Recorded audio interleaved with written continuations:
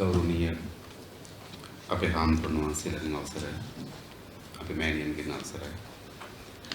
ඒ වගේම මේ අවස්ථාවට සම්බන්ධ වෙලා ඉන්න ප්‍රවාහන ප්‍රතිපත්ති සකස් කිරීම වෙනුවෙන් වැඩ කටයුතු කරන අපේ සහෝදරවරුන්ගෙන් සහභාගී වෙන ආදරණීය සහෝදරවරු සහෝදරයන් මෑණිවරුන් පියවරුන්ගෙන් අවසරයි.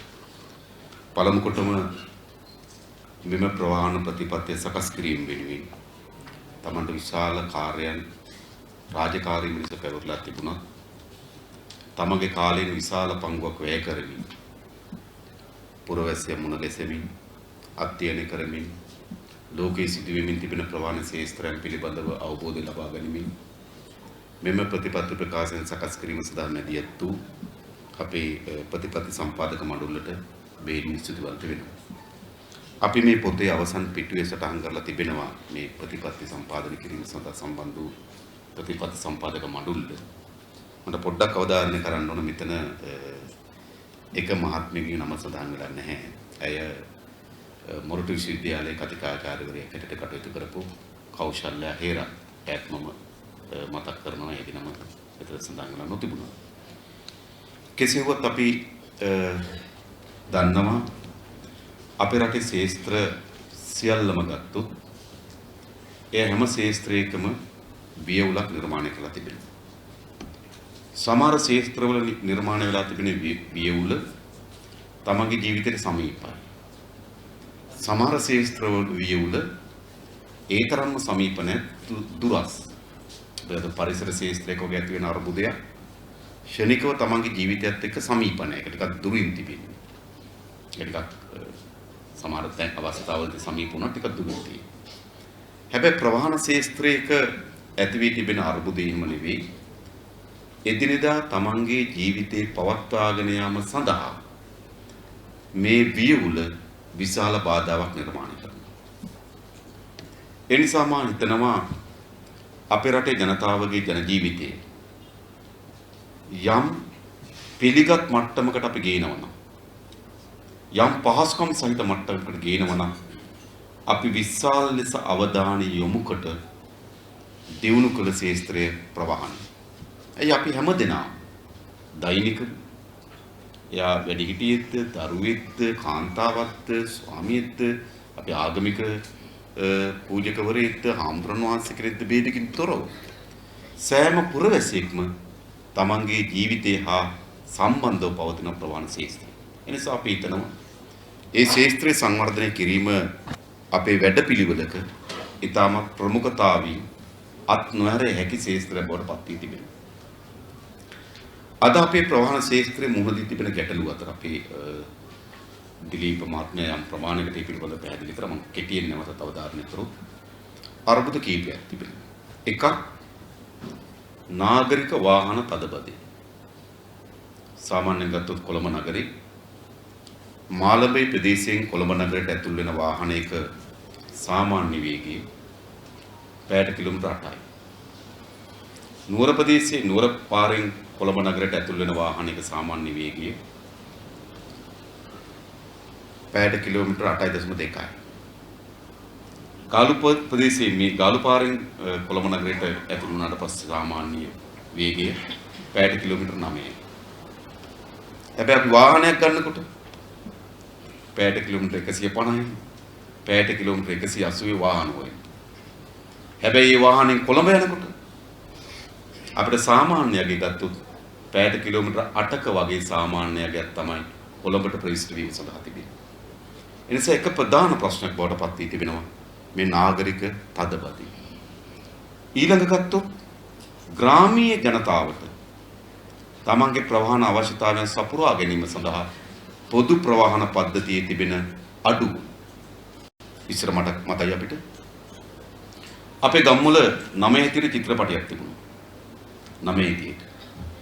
ඒකෙන් කියන්නේ 9 හිතිය චිත්‍රපටිය බලලා අපිට ගෙදර යන බස් තිබුණා. ඊට පස්සේ මේ 9 හිතිය චිත්‍රපටිය නතර වෙලා 6 හිතියට පෙන්වන්න පටන් ගත්තා. මොකද 6 හිතිය චිත්‍රපටිය වුණොත් 8 හිතිය වගේ වෙනවා. ඊට පස්සෙත් අපිට ගම් වලට යන වාහනයක් තිබුණා.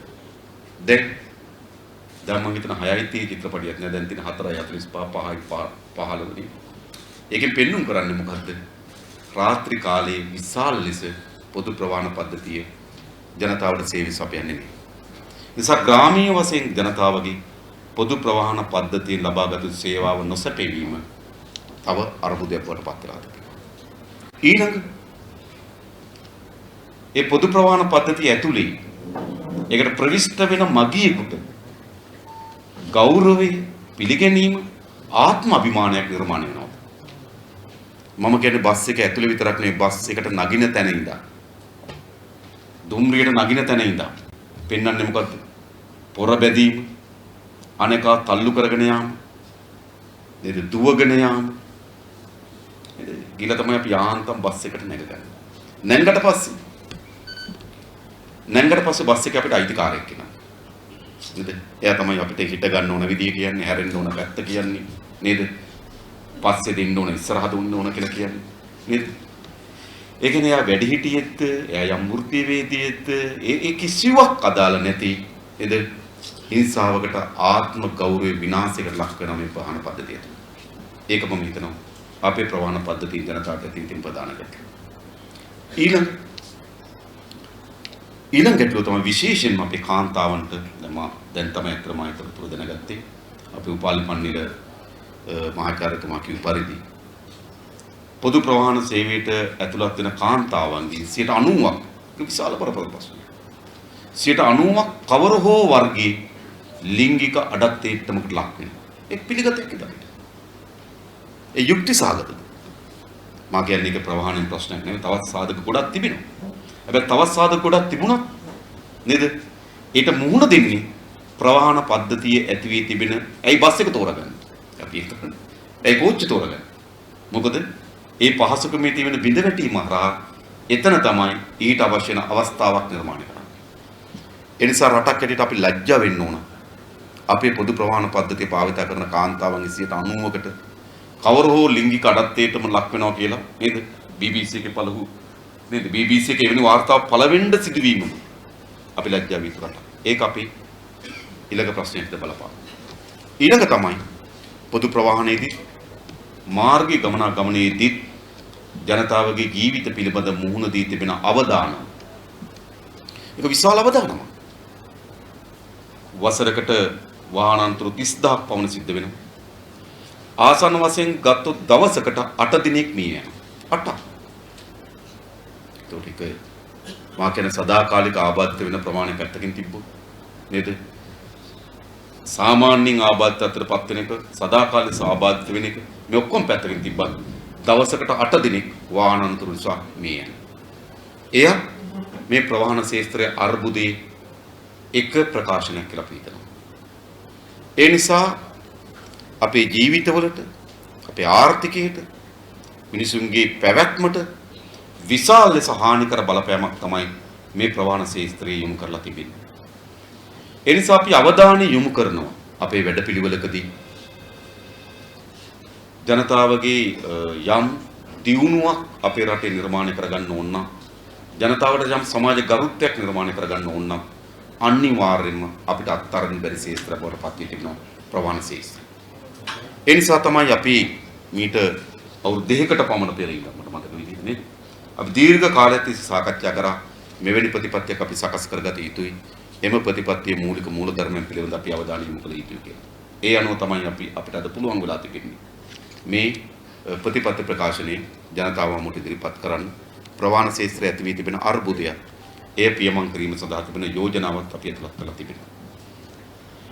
එතකොට ඉස්සරළම අපි පළමු කොටම අවධානය යොමු කරනවා අපේ ප්‍රවාහන ශාස්ත්‍රයේ විසඳීමේදී වැඩි බරක් අපි කල්පනා කරනවා පොදු ප්‍රවාහන සේවයට ඇති කරන්න.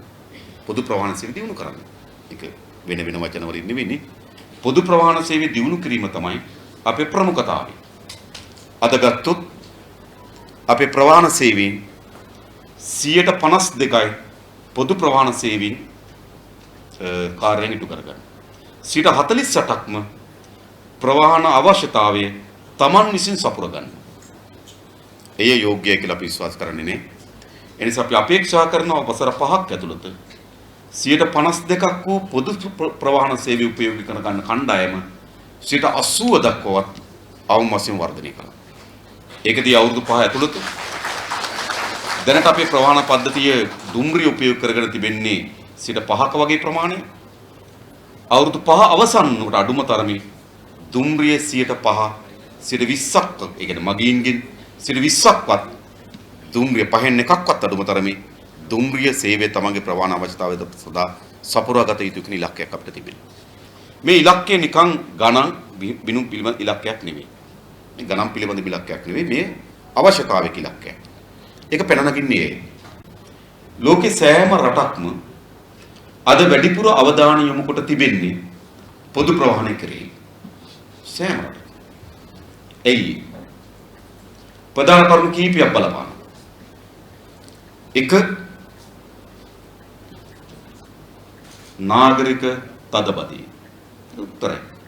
අපි දැක්කොත් ලන්ඩන් වගේ නගරයකට ගියොත් ඒගොල්ලන්ට ලන්ඩන් නගරයට ඇතුල් වෙනකොට දවසේ යම් කාල වේලාවක් තිබෙනවා. ඒ වෙලාවට ලන්ඩන් නගරයට ඇතුල් වෙනවා නම් පවුන් 18ක දඩයක් ගන්න. පවුන් 18ක් ගෙවන්න ඕන ලන්ඩන් නගරයට ඇතුල් වෙන්න. ඒකට පොළඹවනවා පොදු ප්‍රවාහන පද්ධතිය උපයෝග කරගන්න. ඒ වගේම ගොඩක් යුරෝපීය රටවල් වල මාවත්වල පොදු ප්‍රවාහන පද්ධතියේ වෙනම මන්තිරුවක් තිබෙනවා. විශාල ලෙස වාහනවල තදබදී තිබෙන්නේ පෞද්ගලික වාහන යන මන්තිරුවල. පොදු ප්‍රවාහන මන්තිරුවල බැලුවහම ඒක ටිකක් කෙලින් තදබදයක් නැති මන්තිරුව හිස්ව තියෙනවා. බස් එක යන කෙනා වේගෙන් යනවා. පෞද්ගලික වාහන යන කෙනා හිමින් යනවා. බැරි වෙලාවත් බස් යන මන්තිරුව හිස් කියලා වාහනයක් දැම්මොත් පවුන් 75ක දඩයක් ගන්නවා. අරක මන්තිරුව කියන්නේ. ඇයි? හැම කෙනාම රටේ ලෝකේ පොළඹවනවා පොදු ප්‍රවාහන සේවය උපයෝග කරගෙන. ගීසිය වෙන රටක් ගත්තොත් බස් වර්ග දෙකක් තියෙනවා. වර්ග නෙමෙයි අතරම පාට දෙකක්. එකක් කොළ පාට අනිත් එක කහ පාට. කොළ පාට බස් එක ගම්වලට එනවා. මම දැකලා තියෙනවා. කොළ පාට බස් එක ගම්වලට එනවා. ඒකෙන් ගෙන යන්නේ නිකන්. හරි. ඒකට සංස්කෘතික වශයෙන් දිනුනෙන්නත් උන. අපේ නිකන් බස් එකක් දැම්මු. නේද වහලෙත් ඉඳී එන්ජින් පෙට්ටියත් ඉඳී එහෙම නෙවෙයි. එහෙම ඒ කියන්නේ සංස්කෘතිකම දිනුවත් එක්ක එක සංස්කෘතිකම දිනුවත් අපිට අවශ්‍යයි. හැබැයි මේ හැම එකකම පොළඹවන්නේ දැන් පැරිස් වගේ නගරයක් ගත්තොත් මාසෙකට එක දිනයක් තියෙනවා පැරිස් නගරයට පුද්ගලික වාහන ඇතුළත් වීම තහනම්. ඒකට පුද්ගලික වාහන එන්න බෑ. ඒ කියන්නේ මේ හැම තැනකම විශාල පෙළඹීමක් ඇති කරගෙන තිබෙනවා පොදු ප්‍රවාහනයට.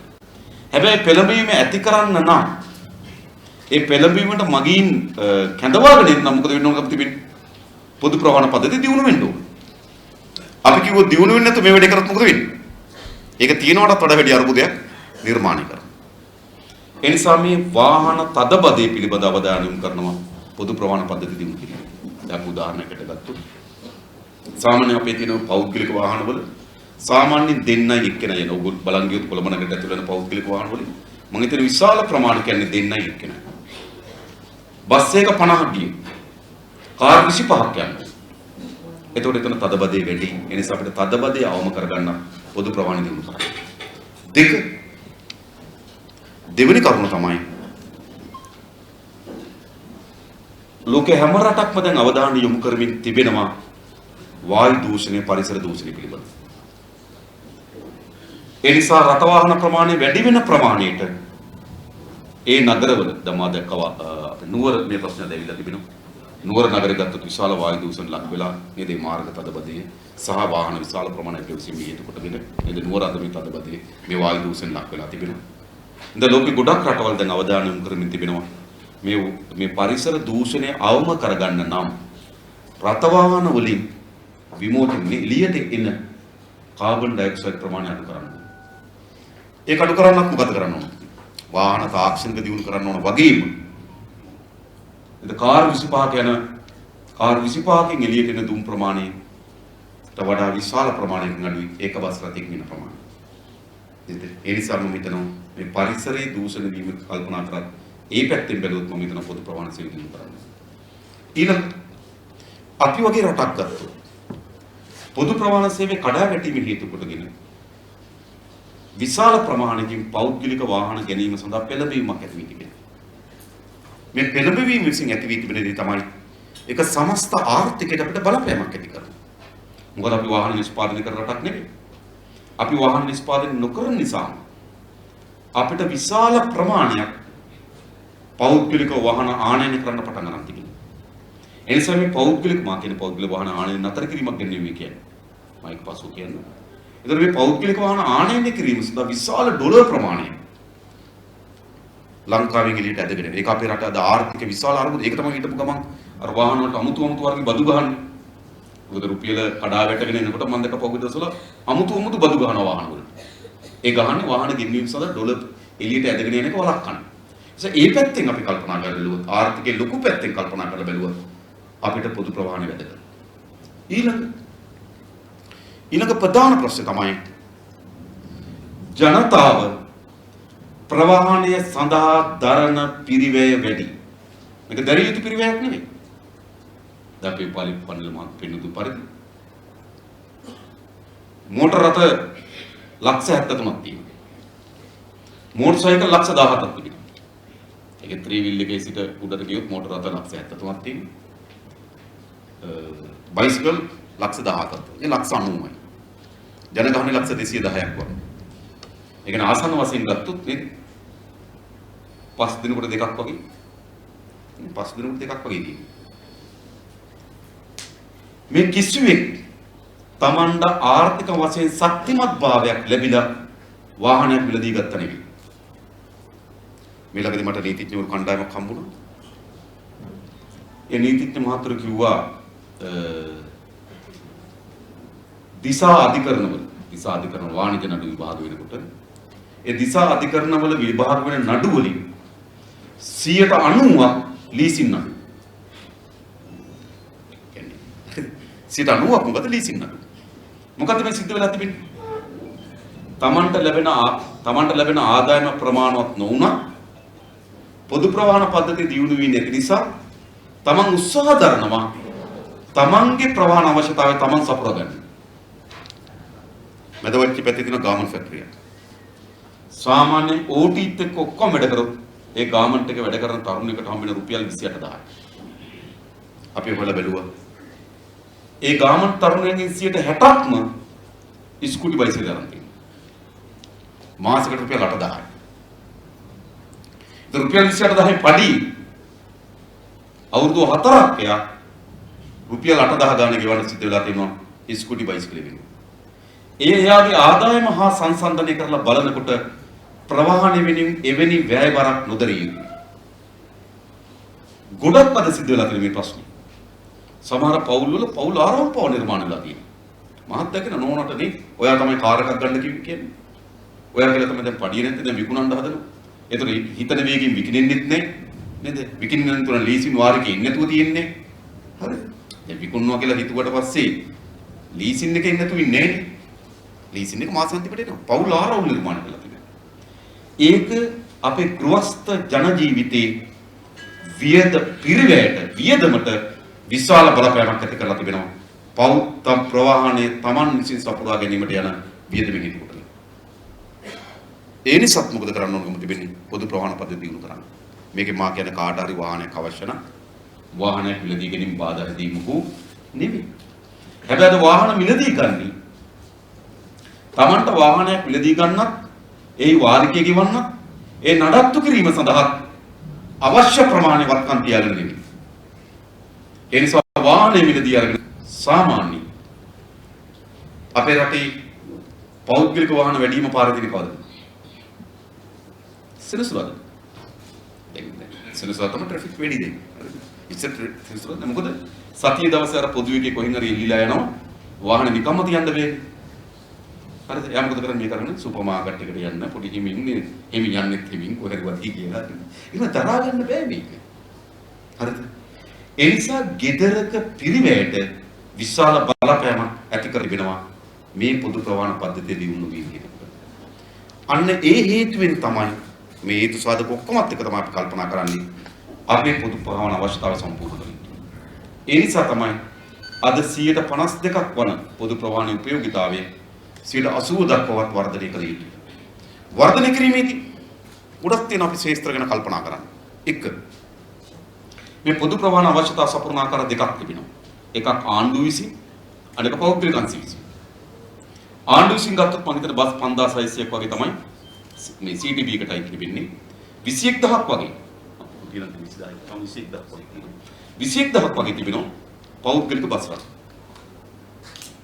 පෞද්ගලික බස් 21000ට ආසන්න වශයෙන් ගත්තොත් අයිතිකරුවෝ 18000ක් වගේ ඉන්නවා. එතන බස් 21000 අයිතිකරුවෝ 18000. ඉන්නක බස් එක ඇවිල්ලා කියන්නේ මේ අර සේවා සපයන ආයතනයක් බවට නෙවෙයි අපේ පෞද්ගලික බස් සේවයේ පත් වී තිබෙනවා. අපේ පෞද්ගලික බස් සේවය අද ස්වයං රැකියාව. ස්වයං රැකියාව. ඉදමක් විකුණලා බස් එකක් ගන්නවා ජීවත් වෙන්න පුළුවන් වෙයි. කුකුල් ෆාම් එකක් ගන්න නෑ වගේ. එහෙම නැත්නම් අර්ථ සාධකයක් වුණාම බස් එකක් අරන් දානවා. ඒ බස් උත්තරපුවම අපි දන්නවා. ඒ බස් අරන් දාන විදිහ බැලුවොත් ටිකක් ඔය මුල් කාලේ දුවනවා කොළඹ. ටිකක් කන්ඩිෂන් එක පහළ වුණාම යනවා අනුරාධපුරේ හරියට. තව ටිකක් කන්ඩිෂන් එක පහළ වුණාම ඒක යනවා මැදවච්චියට. තව ටිකක් කන්ඩිෂන් එක අඩු වුණාම ඒක යනවා ස්කූල් සර්විස් එකට. ස්කූල් සර්විස් එකේ ඔක්කොම 62 32 බලන්න. ඉතින් ඒ මං හිතන්නේ ඔය බස් එකක් තනි අයිතිකරුවෙක් ගාව ඒක අපි අතට සමීක්ෂණය කරලා බලන්න උනා. අවුරුදු 5ක් තනි අයිතිකරුව ගාව 50%ක් බස් නැහැ. ගන්නව මාරුවි. ඉතින් 21000 බස් එක අයිතිකරුව 18000ක් ඉන්නේ. ඒ නිසා මොකද වෙලා තිබෙන්නේ? තනි පුද්ගලයා මේක තමන්ගේ එදිනෙදා ආදායම් මාර්ගේ බවට පත් කරන් තියෙනවා. ඒ නිසා තමයි අපි කියමනක් හදලා තියෙන එදා වේල ටුවර්ස් කියන. ඒ කියන්නේ අපි කියන අපේ ආර්ථිකයත් එදා වේල ටුවර්ස් කියලා. එන්න බස් තියෙනවා එදා වේල. එදා දුවලා කීයක් කරගා ගන්න. එදා දුවලා හවසට කෑම වේලා අරන් ගිහින්. ඒ නිසා ඒවට ගුණාත්මක ප්‍රමිතිය යුතු සේවාවක් මහජනයාට ලබා දෙන්න බෑ. ඒවට මහජනයාට ගුණාත්මක ප්‍රමිතිය සේවාවක් ලබා දෙන්න බෑ. ඒකද ස්වයං රැකියා මට්ටමේ. ඒ නිසා අපි කල්පනා කරමින් තිබෙනවා පෞද්ගලික බස් සේවාව පවත්වාගෙන ගමන් ඒක කොහොමද අපි ආයතනික මට්ටමට ගේන්නේ? ඒතර ආයතනයක් හැටියට තමන්ගේ බස් පිළිබඳ යම් කන්ඩිෂන් එකක් යම් ගුණාත්මක භාවයක් නඩත්තු කළ යුතුයි. දැන් බස් එකේ ගුණාත්මක භාවය රඳා පවතින්නේ අයිතිකරුවාගේ හයිය මත. ඔහුගේ ආදායම හොඳයි නම් ටයර් අතර මාරු කරනවා. ඔහුගේ ආදායම හොඳ නැත්නම් නේද? එතන බස් වල බලන්න නේද? ගෙවිලා තියෙන ටයර් කරන් දුවනවා. ඒ නිසා ගුණාත්මක භාවයේ තිබෙන්නේ සේවාවේ අවශ්‍යතාවයට මත නෙවෙයි අයිතිකරුවාගේ ආර්ථික තත්ත්වය මත. ඒක යෝග්‍ය නැහැ. ඒ නිසා මේ පෞද්ගලික බස් සේවාවත් අයිතිකරුවාගේ අයිතිය එසේ රඳා ගවන්න ගමන් යම් ගුණාත්මක ප්‍රමිතියකට අපි පෞද්ගලික බස් සේවාව ගෙනියන්නේ. එහෙම නැතු මේක අපි මේ අපේක්ෂා කරන ගුණාත්මක භාවය පුරවැසියන්ට දෙන්න බෑ. ඊළඟට රාජ්‍ය බස් සේවාව. ඒකේ ගුණාත්මක භාවය කඩ වැටලා තිබෙනවා. දැන් අපි දන්නවා සාමාන්‍යයෙන් අපි හැමදාම කතා කරමු. සාමාන්‍යයෙන් ගත්තොත් ඕනෑම මෝටර රථයක් පහත් වෙන ප්‍රමාණයට ගැස්සෙන ප්‍රමාණය අඩුයි. පහත් වෙන ප්‍රමාණයට පෙරලෙන ප්‍රමාණය අඩුයි. ඒක තමයි අර කාර්යස් පදින කාර් ඉතාමත් පහත්. අතර කෙනෙක් අපිට හිතන එක නැගලා ඉන්නේ කොහොමද කියලා හිතාගන්න බැරි තරම් පහත් නේ. ඔය විශාල රේසින් කාර්. එයි සාමාන්‍ය විද්‍යාත්මක ගත්තොත් ගුරුත්ව කේන්දරයේ පහත් වෙන ප්‍රමාණයට ඒක පෙරලෙන තිනින්ද කඩ අඩුයි. ගැස්සෙන ප්‍රමාණය අඩුයි. ඒ නිසා තමයි කැබ් එකක් ගැස්සෙන තරම් කාර් එක ගැස්සෙන්නේ. ඒ කියන්නේ ඒක ගුරුත්ව කේන්දරේ පහළට යන ප්‍රමාණයට වාහනයක් ගැස්සෙන ප්‍රමාණය පෙරලෙන්න තියෙන ඉඩකඩ අඩුයි. ඒක විද්‍යාත්මක දෙයක්, යාන්ත්‍රික විද්‍යාවේ දෙයක්. හැබැයි සිද්ධ වෙ තිබෙන මොකක්ද? අපේ බස් එකකට පඩි 4ක් නගින්න. 1යි 2යි 3යි 4 වෙනි එක තමයි බස් එකේ කැසිලි. නේද? එතනදී අපි පඩි 4ක් විතර නගින්න. ලෝකේ හැමතැනම ගත්තොත් බස් 5ක්. අපේ බස් උසයි. අපේ බස් උස වෙලා තියෙන මොකක් නිසාද? ලෝරි චැසිය නිසා. අපි ඔය ටාටා අශෝක් ලේලන්ඩ් බස් කියලා කියන්නේ ටාටා කම්පැනි එකට කිව්වොත් අපිට බස් 50ක් එවන්න කියලා චැසියට බස් බොඩිය ගන්නවා. ලොරි 50ක් එවන්න කිව්වොත් ඒ චැසියටම ලොරි බොඩිය ගන්නවා. දැන් අපේ රටේ මිනිස්සු අදත් ගමන් කරන්නේ නේද? ලොරි තැසියේ බස් බොඩි. පොළොන්නරුව වගේ කෙනෙක් ඇවිල්ලා. පොළොන්නරුව වගේ කෙනෙක් ඇවිල්ලා කොළඹ ඇවිල්ලා. නැවත පොළොන්නරුවට යනකොට මොකද සිද්ධ වෙන්නේ? එක්ක යන ගමන් බාර් එකට ගොඩිනු. එක්ක බෙහෙත් බඩු කඩේට ගොඩිනු. එක්ක පත් පාඩම් පැකට් එකක් ගන්නවා. එක්ක ඖෂධ කාලක් ගන්නවා. මේ අලුත් මේක ඕන තරම් බලන්න.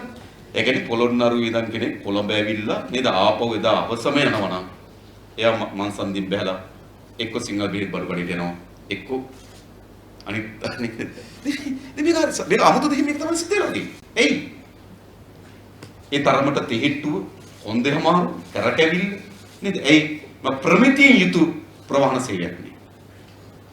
හැබැයි අපි පාරක ගියොත් අපි කොළඹ ගියොත් මම හිතන්නේ සමහර යුරෝපා රටක පාරේ යනකොට අපි නොදකින වාහන කොළඹ දකිනවා. මේ අවුරුද්දේ නිෂ්පාදනය කරන වාහන මාසයක් යනකොට කොළඹ නගරේ තියෙනවා. එකක්. හැබැයි ඒ වගේම තව කණ්ඩායමක් මොකද වෙලා තියෙන්නේ? ලොරි තැසි බස් බොඩිය ගහලා යනවා. මා කියනරව නතර කරන්න කියලා නෙවෙයි. ඒවා ගොඩක් ඇවිල්ලා ආණ්ඩුවේ වාහන. ආණ්ඩුවේ සංස්ථා මණ්ඩල පාර යන වාහන බැලු එක්ක ආණ්ඩුවේ පර්මිට් එකක්, එක්ක සංස්ථා මණ්ඩල වාහන, එක්ක ආණ්ඩුවේ වාහන. හැබැයි ඒ අවධානය පොදු ප්‍රවාහන සේවකයන් යොමු කරලා නැහැ. ඒ නිසා අපි විශේෂ අවධානයක් යොමු කරනවා මේ ප්‍රවාහන සේවයේ වර්ධනය කිරීම වගේම ඒකේ ගුණාත්මක සේවයේ ගුණාත්මක භාවය රඳා පවත්වාගෙන අපි ප්‍රධාන වැඩ පිළිවෙල කොටස බවට පත් කරගන්න. මොකද පොදු ජනයාට යහපත් ප්‍රවාහන සේවයක් ලබා දෙන්න. කාර්යක්ෂම ප්‍රවාහන සේවයක් ලබා දෙන්න. එයි ලෝකයේ හැමතැනම දැන් අවධානය යොමු කරමින් තිබෙනවා. මිනිහෙක් බස් එකේ ඉන්න කාලය අඩු කරන්න ඕනේ. ඒකෙන් ඇති ප්‍රයෝජන කාටද? කවුරු හරි කෙනෙක් බස් එකේ ඉන්න එකෙන් ඒක එයාට වැඩකුත් නෑ රටට වැඩකුත් නෑ. එනිසා මේ අතරමැද කාලයේ රස්තියාදු වෙන එක අපතේ යාම. සාමාන්‍ය මන්දල් අපේ ප්‍රිමාල් ආචාර්යතුමාගෙන් අහුවා ගෙදර ඉඳන් දාවි නැත්නම් කැම්පස් එකේ ඉඳන් දාවි. එතුමාට පේරාදෙණි කැම්පස් එකේ ඉඳන් ආවේ උදේ 9ට නැංගි 2යි කාලට කලුතරින් බැස්සේ කිව්වා. හරි ඒ කියන්නේ උදේ 9ට නැගලා නේද 2යි කාලට කලුතරින් බයිනන්නේ පැය 5යි කාලක් ගත වෙලා තිබිලා නුවර ඉඳන් කොළඹ. ඒක කිසිසේත්ම වැය කළ යුතු කාලයක් නෙවෙයි අපි කවුරු. ඒක වැය කරන්න ඕනේ. ඒක අපතේ යාම. ඒ නිසා විශේෂ අවධානයක් අපි යොමු කරනවා මේ කාර්යක්ෂමතාවය ආරක්ෂා කරගන්න. මගින් බස් එකේ රස්තුවාද වෙන කාලය අපි අඩු කරන්න. මොකද එක්ක එකෙන් යාට යමක් ලැබෙන්න ඕන. නේද? එක්ක ඒ කාලේ ජනතාවට යමක් ලැබෙන්න ඕන. රටට යමක් ලැබෙන්න ඕන. නමුත් අද වෙලා තියෙන තමයි අපේ මිනිස් ශ්‍රමයේ මිනිස් කාලේ විශාල ප්‍රමාණයක් අපතේ යමින් තිබෙනවා මේ ප්‍රවාහන පද්ධති තිබෙන වියවුල්භාවය නිසා. ඒ නිසා අපි ඒ කෙරේ විශාල අවධානයක් කරලා තිබෙනවා. ඊළඟ තමයි අපි දිගට සොයුරා විශේෂම අපි සාකච්ඡාව දීපු තර්ක විතර්ක ගියේ මේක පිළිබඳ. ඒ කියන්නේ මොකද පාපදී පිළිබඳ. අතරම ගත්තොත් අපිට මතකයි ඉස්සර අපි පාසල් යනකොට පාසලේ විශාල ප්‍රමාණයක් තිබුණා පාපදී. අපි බයිස්කල් වල ඉස්කෝලේ ගිහින් මට මතකයි ඉස්කෝලේ සමහර වගේ සයිකල් ගාල් තිබුණා. සමහර වගේ ශාලාවලට හේතු කරලා ශාලාවේ හුණු හිලක් හැදලා තිබුණා. හැමදාම ඇම්ලෙක වැඩිලා. ඉතින් එහෙම සංස්කෘතියක් අපිට තිබුණා. කවුරු හරි කිව්වොත් නෑ තාක්ෂණය දිනුවා අපි ප්‍රතික්ෂේප කරනවා මේ යාන්ත්‍රීකරණ හොඳයි. එහෙමම නෑ ලෝකේ. ඒ නිසා අපි හිතනවා විශේෂම නාගරිකව මේ පාපැදී උපයෝග කරගැනීමේ ප්‍රවණතාවයකට අපි අදහසකට අපි යන්නේ. ලෝකේ ගොඩක් රටවල් වල පාපැදී උපයෝග කරගන්න. එතකොට අපිට ඒ සඳහා තමයි අපි යෝජනා කරන්නේ නාගරිකව පාපෙත් සඳහා වෙනම මන්තිරුවක් ගොඩනගෙන එක හොඳයි. නේද? ඉස්සරහින් තිබුණාර පිටිපස්සේ රතු පාට ලයිට් එකක් තියෙනවනේ. රතු පාට ලයිට් එකකුත් නෙමෙයි නේද? ඔව්. ටිකක් ඒකට ආලෝක වැදුනම ලයිට් එකක් වගේ පේනවා. නේද? මම කියන්නේ ඒකෙන් අපිට බේර ගන්න බෑ. නේද? ඒ නිසා අපි අනිවාර්යෙන්ම මොකද කරන්න ඕන?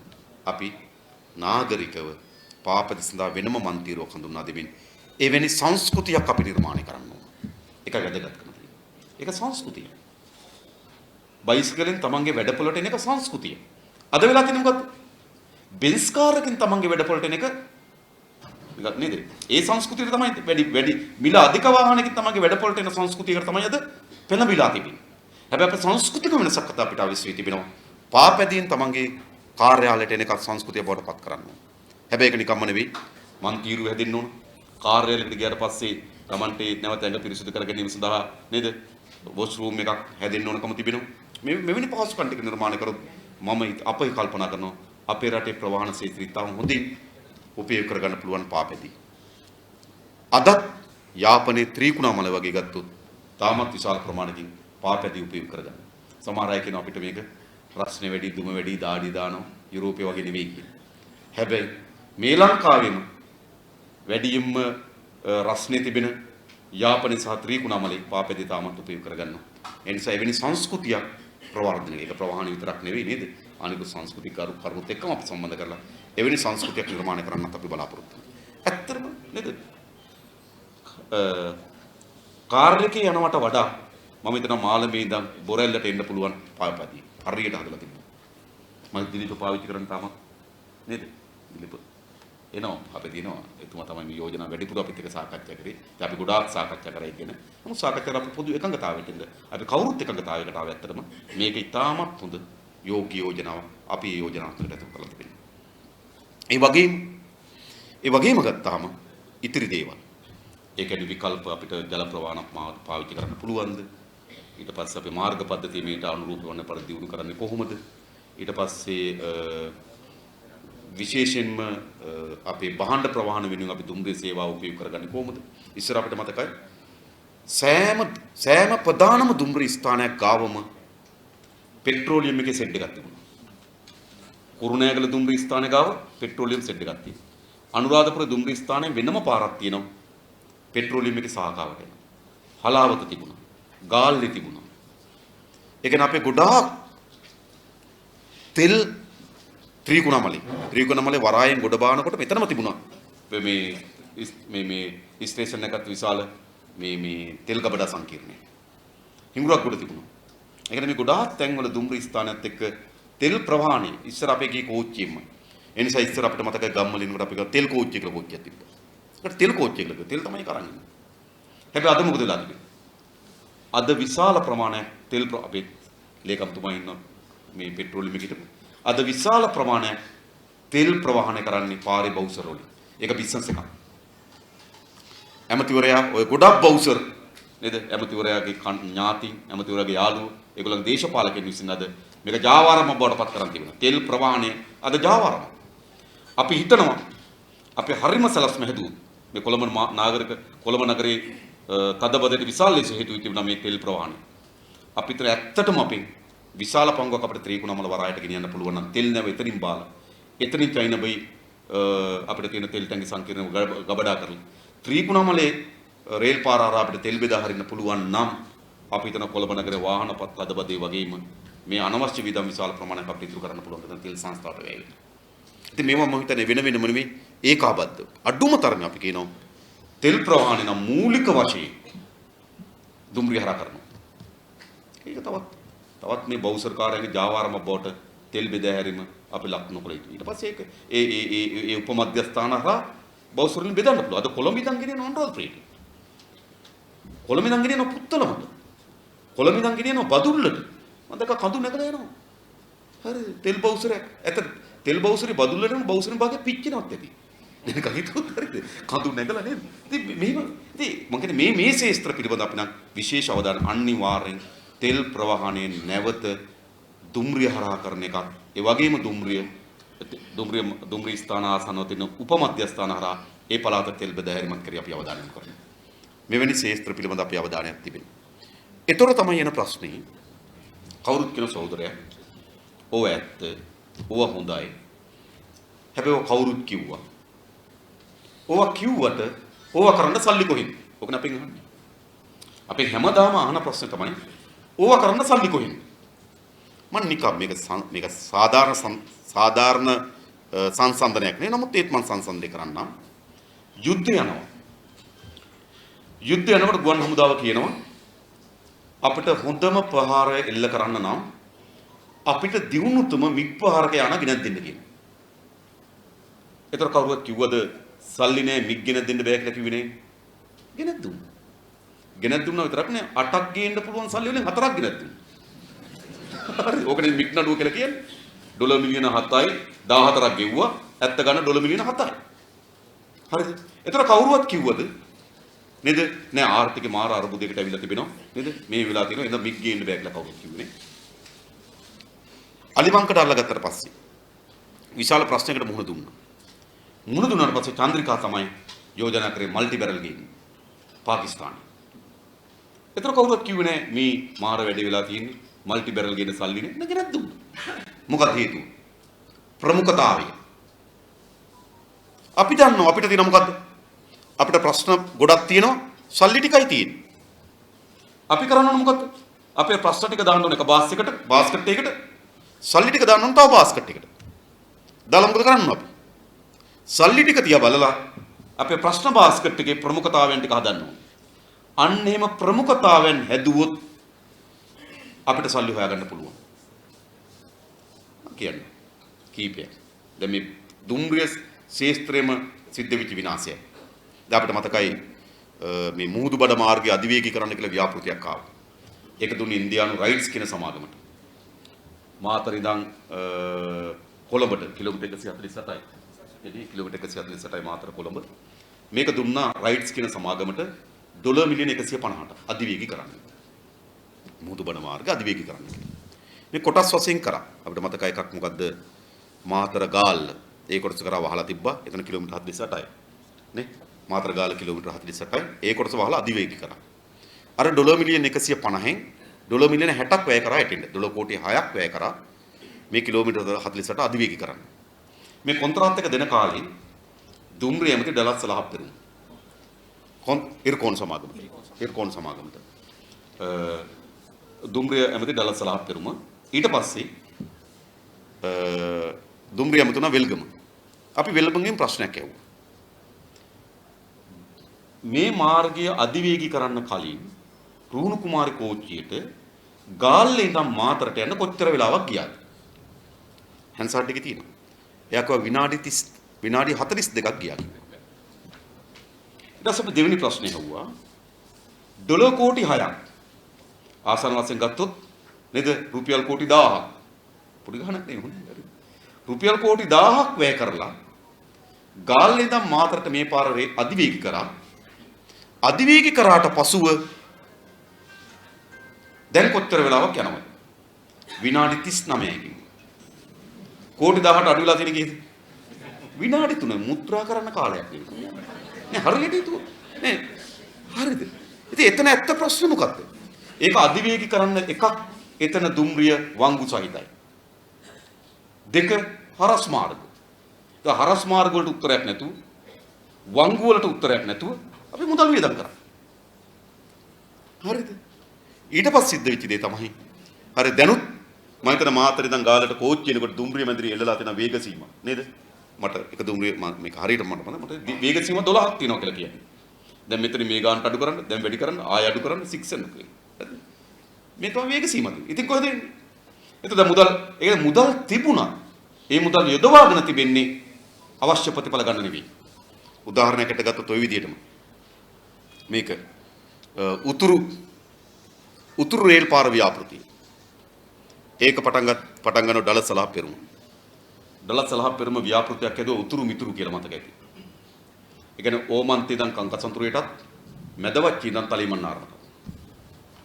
දෙකේම එකතුව කිලෝමීටර 110යි 152යි කිලෝමීටර 262යි. හරිද? කිලෝමීටර 262ක දුම්රිය ව්‍යාපෘතියක් ඇදුවා. උතුරු මතක දේව කාලේ උතුරු මිතුරු කියලා හැදුවා. අර දෙවෙලද දැන්වීමක් ගියා. කෝච්චි පෙට්ටි දෙකක් ඇවිල්ලා නේද? එකට යා වුණා. ඒ කියන්නේ බිඳුණු හදවත් යා කිරීමේ ව්‍යාපෘතිය. තව ටිකක් කියවන ප්‍රදීප තනුවකුත් දාන එකට. අද ඒ තරම් එකක් තිබුණේ හරි. ලක බිඳුණු හදවත් යා කරනවා. මට පොද රූපවාහන නාලිකා ඔක්කොගෙම ප්‍රවෘත්ති විකාශන නතර කරලා මේ දැන්වීම දැම්මා. එක විට. අන්න එහෙම දැන්වීමක් ඒක.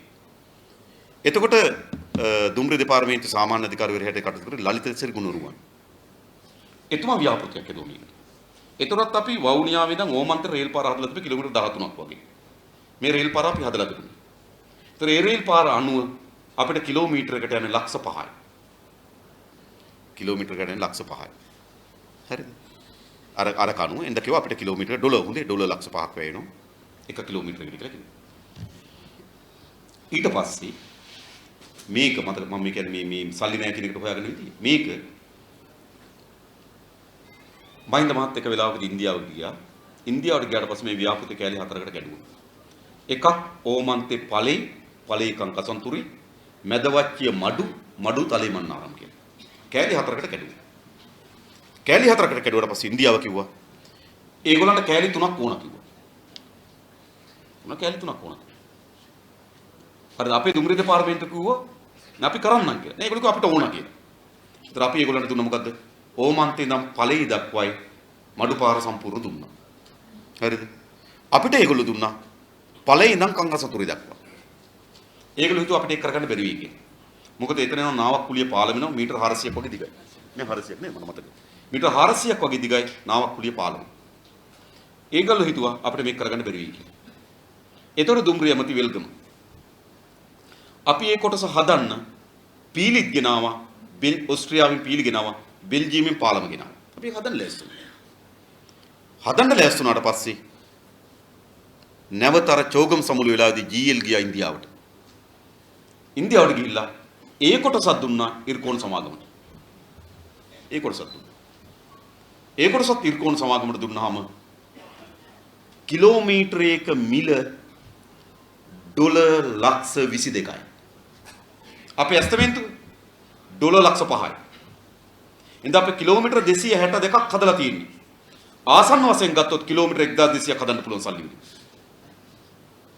අපි හැදුවේ කිලෝමීටර 262යි. නේද? කිලෝමීටර ඩොලර් මිලියන 2.2යි. හැබැයි අපි මේ හදන්න තිබුණා කිලෝමීටර 1200. අන්න සල්ලි තිබුණා. ඒ සල්ලි ටිකෙන්වත් මේ රේල් පාරවල් ටික හදන්න දුප අපේ රටේ. මතකද බලන්න. සල්ලි තියෙනවා. ඒ වගේම තමයි අනුරාධපුරේ ඉඳන් යාපනයේ දක්වා කංකසන්තුරේ දක්වා රේල් පාරේ කලර් ලයිට් හයි කරන ව්‍යාපෘතියක් ගියා. ඒක දුන්නේ ඉර්කෝන් සමාගමට. ඩොලර් මිලියන 80කට දුන්නේ. හරි. 80යි. ඩොලර් මිලියන 80කට දුන්නේ සමාගමට. දුම්රිය ස්ථාන තිබුණේ 32ක් වගේ. හරිද? හරිද? මේක දුන්නා ඩොලර් මිලියන ලක්ෂ 800 ඩොලර් ලක්ෂ 800ට දුන්නා. හරිද? ඊට පස්සේ මේක බෙදලා බලපුවාම ආසන්න වශයෙන් ගියා එක දුම්රිය ස්ථානයකට ඩොලර් මිලියන 3.2ක්. ඔන්න ඔය ගාන එක දුම්රිය ස්ථානයකට.